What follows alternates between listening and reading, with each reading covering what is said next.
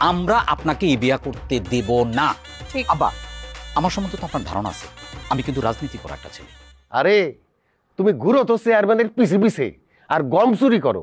ওই গম চুরি করার পাওয়ার নিয়ে আসছো শ্বশুরের উপরে খবরদারি করতে। আব্বা খবরদার, আমার জামাইরে নিয়ে আপনি একটা বাজে কথা বলবেন না।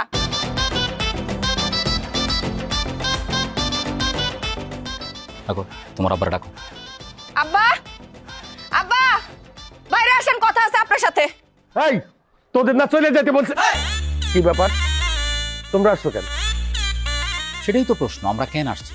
সমস্ত কাজ কাম ফালায়া আমরা কেন আসছি তোমার আব্বারে বুঝাবো। কি বলতে চাও তুমি? আপনি কি বিয়ে করতেছেন? আরে বড় যন্ত্রণায় পড়লাম তো। যেই আসে সেই আইসা জিজ্ঞাসা করে আমি বিয়া করতেছি কিনা। আরে বাবা রে, বিয়া করলে কি সমস্যাটা কি? বিয়া মাইনসে করে না? তুমি বিয়া করো নাই, তোমার বাপ বিয়া করে নাই, আমি বিয়া করলে কি সমস্যা? কোর্স করুন একদম ফ্রিতে। আজই রেজিস্ট্রেশন করে এগিয়ে যান স্বপ্ন পূরণের পথে। ভিট কনফিডেন্স একাডেমি।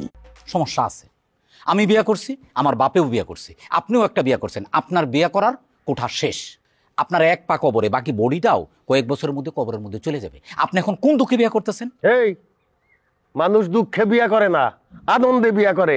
আমি আনন্দে বিয়া করতেছি। আব্বা, আনন্দ বেদনা আমি কিছু বুঝি না। আপনি এই বিয়া করতে পারবেন না, আমরা আপনাকে এই বিয়া করতে দেব না। ঠিক। আব্বা, আমার সম্বন্ধে তো আপনার ধারণা আছে, আমি কিন্তু রাজনীতি করা একটা ছেলে। আরে তুমি ঘুরো তো চেয়ারম্যানের পিছে পিছে আর গম চুরি করো। ওই গম চুরি করার পাওয়ার নিয়ে আসছো শ্বশুরের উপরে খবরদারি করতে। আব্বা খবরদার, আমার জামাইরে নিয়ে আপনি একটা বাজে কথা বলবেন না। আমরা আইছি আপনার বিয়ে ঠেকাইতে। আমরা পয়সা থাকতে আপনি জীবনেও কোনোদিন বিয়ে করতে পারবেন না। পারবেন না। কই কই আমার শ্বশুর? হ্যাঁ কই, কত বড় সাহস! হ্যাঁ, বুড়া বয়সে বিয়া করতেছেন? এই লাঠি দিয়ে আপনার বিয়ার ভূত আমি ছুটাই দিব।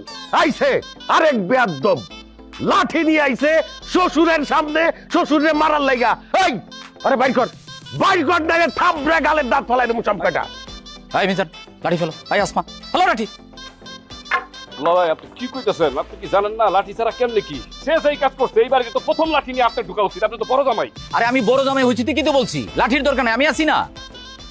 প্রিয় সংগ্রামী সাথী বন্ধুগণ আমার, আমি আপনাদেরকে এতটুকুই জানাতে চাই, আপনার আসার আগে কিন্তু আমি এইখানে সিগনেচার রাখছি। আমি আসছি আমার শ্বশুরের সাথে দ্বিপক্ষিক আলোচনা করছি। আমি তাকে বোঝাবার জন্য চেষ্টা করছি যে আপনার বর্তমান যে আপনার যে শরীরের কন্ডিশন, আপনার শরীর বর্তমানে বাইরে ভুলে দিয়ে গেছে। এই বাইরে ভুলা শরীরে কোনোভাবেই বিবাহ পারমিট করে না। পক্ষান্তরে সে আমাকে বললো, বান্দরের বাচ্চা জিম্মির যাই সোহেমে যা, এখানে তোর কোনো ভাত নাই। এখন আপনারা আইছেন, আসছে আমাকে শক্তিশালী করছেন। এই থাম, অনেক কথা কইছস ফাজিল কোথাকার। আমি বুঝতে পারছি তোমরা কি জন্য আমার বাড়িতে আসছো, কিন্তু তোমাদেরকে আমি সাফ সাফ একটা কথা বলে দিই, আমি বিয়া করব। আমি মেয়ে দেখে আসছি, মেয়ের বাড়ি সাহেবের হাট, তার বাপের নাম গফুর। তোমরা চাইলে মেয়ে দেখে আসতে পারো। তোমরা যদি বিয়াতে থাকতে চাও আমার কোনো আপত্তি নাই, কিন্তু আমাকে যদি বিয়া করতে বাধা দেওয়ার চেষ্টা করো, তোমাদের সব কটার আমি গাদ ধরে বাইর করে দেবো, কয়ে দিলাম। সাবিদুল্লাহ ভাই, কেন লাঠিটা নিয়ে এসেছিলেন এবার বুঝছেন?